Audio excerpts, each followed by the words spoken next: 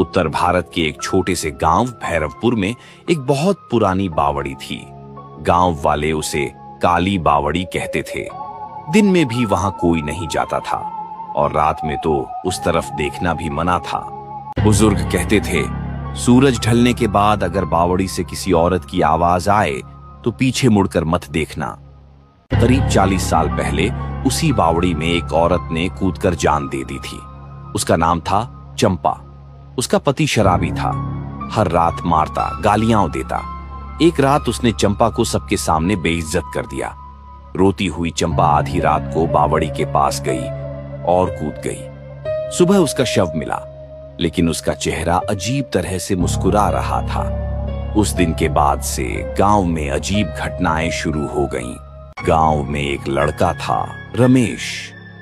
शहर से पढ़ाई करके पहली बार गांव लौटा था। उसे इन भूत प्रेत की बातों पर यकीन नहीं था। एक रात करीब 12:30 बजे लाइट चली गई। तेज हवा चलने लगी, कुत्ते बिना वजह रोने लगे। तभी रमेश ने सुना, रमेश पानी पिला दे। आवाज बावड़ी की तरफ से आ रही थी। उसने सोचा कोई मजाक कर रहा होगा। फिर आवाज आई, बहुत प्यास लगी है। आवाज बिल्कुल औरत की थी, कांपती हुई।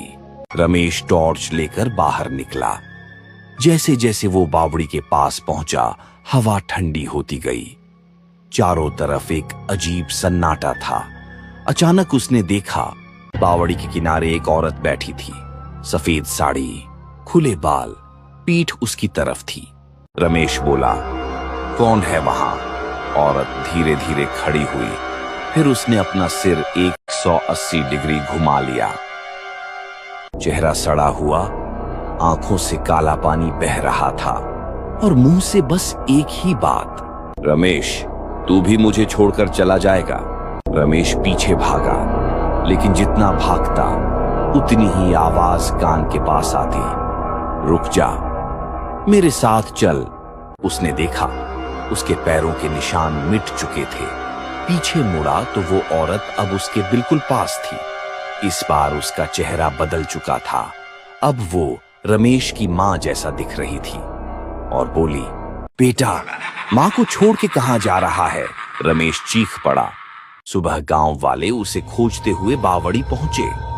रमेश जिंदा था, लेकिन बोल नहीं पा रहा था। उसके बाल पूरी तरह सफेद हो चुके थे और उसकी गर्दन पर औरत के गीले हाथों के निशान थे।